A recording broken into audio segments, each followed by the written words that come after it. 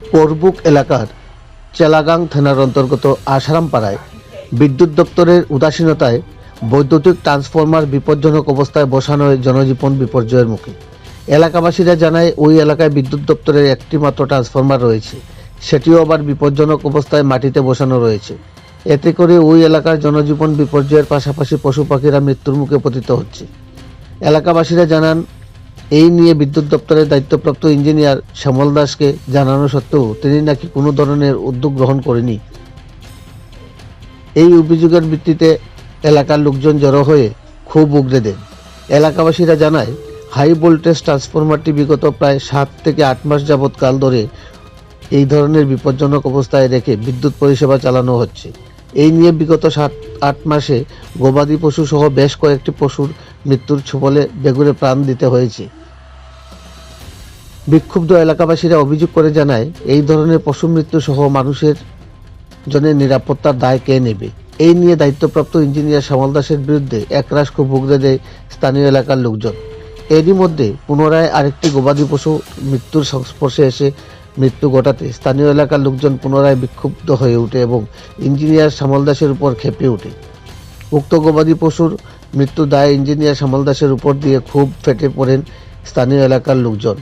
এই ধরনের কর্মকাণ্ডে জড়িত ইঞ্জিনিয়ার শ্যামল দাসকে অন্যত্র সরিয়ে নেওয়ার দাবি তোলেন স্থানীয় লোকজন।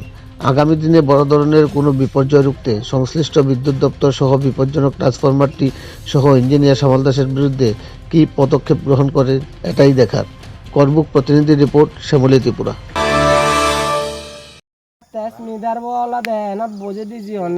আমার তুন ঠেঙা মাগন না তারা আমার তুন ঠেঙা দিনে দি লেবার আনি দেখ তারা তাহলে তো আমি ঠেঙা দিলে তারপরে লেবার এলে তারপরে এই তেজমিদার বউ উড়ে তুলি দিবাক করিনে তাই আমার তুন হিঙ্গি দিব।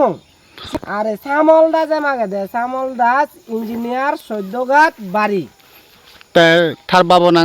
তার বাবন নাগান এটা দুলাল দাস।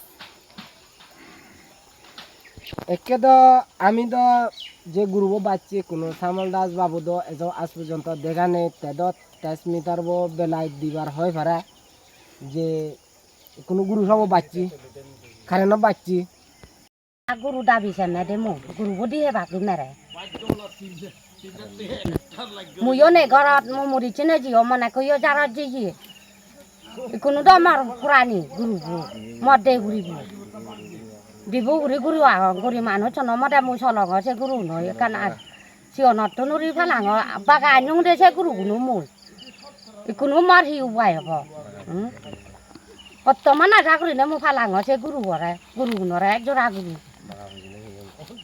বাগা খুজিনে বিয়ং দিবে গুৰু কোনো কাৰণ সতে একো মল্ল মৰ সি হ'ব কোনো দে এনেতো জানেই হাৰে জানি দে চামল সি নাংহন চামল দাদৰে তে সি ইঞ্জিনিয়াৰ নাই ইদুৰ হে ইদু কাৰেণ্ট ইঞ্জিনিয়াৰ নাই তে এই কাৰণ ইঞ্জিয়া নাই মই ঠেঙা ঠুঙ নলো মোৰ গুৰু চাব চাং গুৰু সিনে দিয়ে হ'ব মেৰে মই ইজনৰ দাবী চাঙে মোৰ গুৰু চাঙে শুনাখিনি দি হ'ব কাৰণ যে যিবে মেনেণ্ডাৰ সিবেখিনি দিয়ে হ'ব দেয়া এক বছৰ হলি ইয়াত আচাৰাম পাৰা